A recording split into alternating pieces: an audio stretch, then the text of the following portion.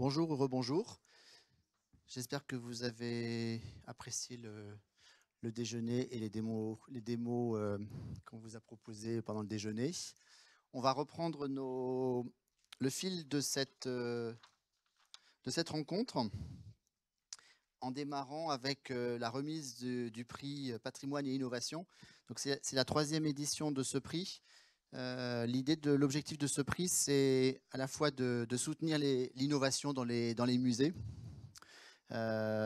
d'essayer de motiver, de vous motiver à être encore plus innovant et aussi de faire en sorte que, par rapport à ce que je disais tout à l'heure dans le cahier de tendance, faire en sorte que start-up et entreprises en général et institutions travaillent main dans la main sur des projets encore plus innovants. Je sais que parfois, c'est compliqué de travailler avec les entreprises et les startups parce que le droit des marchés publics français est très contraignant et ne facilite pas toujours des modes de collaboration originaux et compatibles avec l'agilité du monde de l'Internet. Mais je sais que vous faites beaucoup d'efforts pour justement essayer d'imaginer des choses nouvelles avec l'écosystème des entreprises et des startups françaises. Donc ce prix, il est aussi là pour soutenir ces initiatives originales et innovantes. Alors j'ai demandé à nos deux invités étrangères de venir sur scène pour remettre ces prix.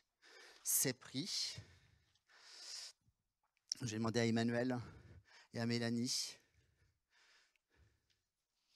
Et alors, on va être dans le virtuel parce que j'ai oublié d'imprimer le diplôme. Donc, on va remettre un diplôme virtuel, hein, mais on vous enverra le diplôme réel. Et donc, on va aller dans le... Donc, on avait 4 catégories. Je vais pas... Alors, je pense qu'elles sont... Vincent est très content. Alors, on va passer à la première catégorie avec au moins les finalistes. Je laisse à Mélanie le soin de... Donc on va... Alors peut-être que je vais prendre un deuxième micro. Micro vert. Allô, allô. Donc on va commencer par la catégorie dispositif in situ, pardon. Donc nous avions... Alors oui, d'abord, donc on a le principe, c'est que le vote, il est ouvert à la communauté CLIC. Donc la communauté CLIC, c'est à la fois les membres, les 140 membres, et des institutions, des entreprises non membres, mais qui nous suivent via les newsletters ou qui participent aux différentes rencontres dans l'année. Donc on a envoyé un bulletin de vote individuel à presque 2600 personnes. Et nous avons eu 710 votants, soit 26% de l'échantillon de la base totale. On aurait voulu que ce soit encore un peu plus... que vous soyez un peu plus impliqués. Donc l'année prochaine, soyez plus impliqués. Il n'y a pas que les visiteurs qui peuvent être impliqués, il y a vous aussi. Donc, première catégorie, dispositif in situ. Nous avions 6 finalistes. Et the winner is... Ah non, pardon, je ne peux pas faire ça par rapport avec une québécoise. Le gagnant est... The winner is... Alors, le gagnant, c'est Louvre, ma visite au musée du Louvre, avec 29,3% des votes. Bravo. Donc, l'application mobile. Donc, Noémie, chef de projet. Alors, je précise que personne n'est au courant des winners, malgré tous les appels que je reçois la veille. Comprenez, il faut que je prépare un discours, il faut que j'appelle ma hiérarchie avant. Pas Noémie, hein. Alors Noémie, donc tu vas simuler que tu as un diplôme et on va reconstituer le diplôme de manière virtuelle avec modélisation 3D, enfin, tu vois, les effets technologiques normaux. Je vais te le remettre. Voilà. Wow, c'est bien, la technologie, c'est quand même incroyable. Donc l'application mobile du Louvre, je rappelle, avec une performance, la France peut être fière parce que je pense que c'est le plus grand déploiement dans un musée dans le monde d'une application avec géolocalisation et autant de contenu. Mais je te laisse... T'as préparé un discours ou pas? Pas du tout. C'est mieux, c'est encore mieux. Bonjour à tous, je suis très heureuse d'être là pour recevoir ce prix. Je voudrais appeler Frédéric Durand de la société Smart Apps qui nous a accompagnés Monsieur Durand. dans ce projet. Voilà, donc une très, très belle aventure. Beaucoup d'énergie. Beaucoup d'énergie, beaucoup d'enthousiasme aussi dans l'équipe. Donc avec Frédéric, toute l'équipe de Smart Apps, l'équipe de Douboudou pour toute la partie géolocalisation et Adactive pour la partie carto. Voilà, donc un projet intéressant pour nous et qui aide, nous l'espérons, les visiteurs à se localiser, à se repérer dans le musée. Un projet que nous continuons d'améliorer au fur et à mesure. Qui va s'enrichir en 2017 de nouveaux contenus. Voilà, de nouveaux contenus, de nouveaux espaces. Voilà, merci beaucoup. Court, hein? Merci beaucoup. Non, je voulais juste dire que c'était aussi l'occasion pour nous de mettre en place une démarche importante de design, de conception, basée sur l'expérience utilisateur, donc centrée sur l'utilisateur, UX design. Et c'est extrêmement important. Et on a eu le temps, on a eu la chance. C'est un projet envergure, donc on a eu la chance d'avoir le temps de tester, d'itérer, de prototyper, de faire tester à des visiteurs réels et pas juste en chambre à l'équipe projet qui ne représente pas forcément les vrais utilisateurs. Et ça a été extrêmement précieux dans la qualité, dans la perception, dans l'usage de l'application. Donc la démarche UX. Exactement, comme UX design. Québécois. Exactement. Ah. Voilà, User Center Design.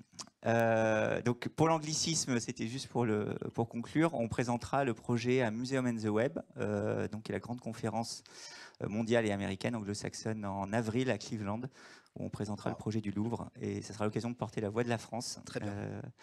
Aussi de l'autre côté de l'Atlantique. Merci beaucoup. Dans le pays de Monsieur Trump. Voilà. Très bien. Alors, deuxième catégorie, je vais laisser Mélanie. Donc, c'était la catégorie interaction avec le visiteur. On en a beaucoup parlé ce matin. Oui, alors les gagnants sont en fait mon collègue de table ronde ce matin, la Chambre des visiteurs du Musée des Beaux-Arts de Rouen avec 28,4% des votes. Bravo. Est-ce que tu as bien fait de venir? Bien, merci à tous pour cette récompense. Nous sommes très heureux de l'avoir reçue et je remercie toute l'équipe des musées qui a participé à ce projet, Sylvain Amic en particulier, le directeur de la Réunion des musées métropolitains qui a initié ce projet, mais également Hélène Tilly, ma collaboratrice qui est dans la salle et qui a largement contribué à sa réussite, et la société Usit qui nous a accompagnés pour la mise en œuvre de ce projet et sans qui il n'aurait pu voir le jour. Donc merci à tous pour vos votes. Ça nous touche particulièrement et nous reviendrons l'année prochaine avec un nouveau format amélioré que nous pourrons peut-être vous présenter à nouveau. Et vous ne gagnerez pas à chaque fois, attention. Hein, peut-être. Je serai vigilant hein, là-dessus. Hein. Non, c'est le public qui vote. Merci. Donc on vous enverra le petit document. Hein. Alors, troisième catégorie. Site internet, outils ex situ. Nous avions de la même manière 6 finalistes. Et les gagnants sont les arènes de Nîmes, un amphithéâtre romain, avec 21,6% des voix. Donc, c'est un webdoc et je ne suis pas sûr que nous ayons un représentant. Ah, mais si. Ah bah alors. Venez tous, soyons fous, venez tous. Un seul aura la parole, hein, au nom des autres. Bonjour. Ah, mais Jean-Pascal. On ne se connaissait pas, on se connaissait que par mail, que de manière virtuelle. Alors, voilà. On reste que tous les deux alors? Bon, je ne sais pas qu'est-ce qu'il faut dire. On est ravis évidemment d'avoir eu ce prix. On est très content de ce projet qui en plus a été coproduit avec Univers Science et puis donc l'INRAP dont on a un représentant, Madame Duvernay, juste à côté de moi. Je n'ai pas grand-chose à dire à part dire qu'on est ravis. Voilà. Je sais pas si... Allez. Bonjour, nous aussi on est ravis à l'INRAP. Juste peut-être un mot, le patrimoine archéologique, c'est un patrimoine qui est enfoui, qui est caché sous vos pieds. Donc le numérique est un enjeu très fort pour pouvoir transmettre ce patrimoine au public. Et en plus, une fois qu'on le sort du sol et qu'on vous le montre à vos yeux ébahis, nous nous empressons de le détruire pour laisser place la plupart du temps à des aménagements ensuite. Donc c'est un double enjeu pour nous, le numérique, à la fois de transmission évidemment aux citoyens, mais aussi de préservation du patrimoine. Donc on est très content de s'être associé à la ville de Nîmes sur ce beau projet et on vous invite à découvrir ce magnifique web documentaire. Juste un petit merci au travail formidable de la société Opixido qui nous a accompagnés sur ce projet. Voilà.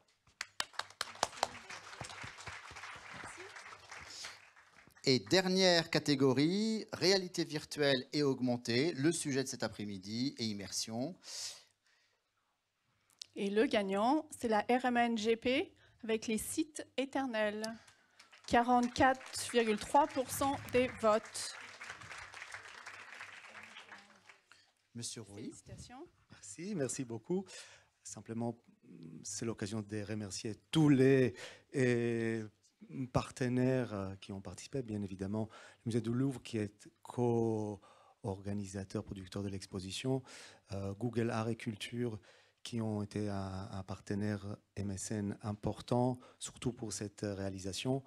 Et bien évidemment, et surtout, c'était Iconem, que vous avez pu voir les réalisations en bas, qui est une boîte formidable des archéologues geeks qui font donc des relevés en imagerie. On aura l'occasion d'en parler tout à l'heure.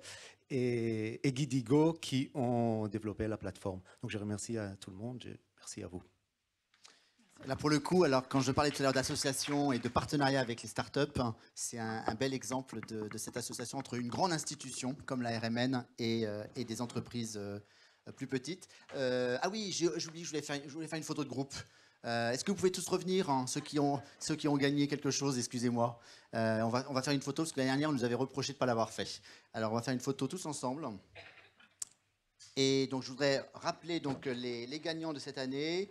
L'application Louvre ma visite, le projet La Chambre des visiteurs de co-commissariat d'exposition, le webdoc Les arènes de Nîmes et donc l'exposition Site éternel au Grand Palais qui vient de se terminer.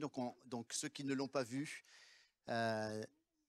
devront se consoler en allant voir les vidéos, les nombreuses vidéos qu'il y a sur Internet. Et la visite virtuelle, effectivement. Ah oui, visite virtuelle, on a encore une seconde chance. Allez, voilà, décalez-vous un tout petit peu. Étalez-vous un petit peu. Je fais le photographe Hélène. Est-ce que ça va aller? Plus serré? Plus central? Plus serré? Vous voyez tout le monde, Hélène? With Titi Cheese?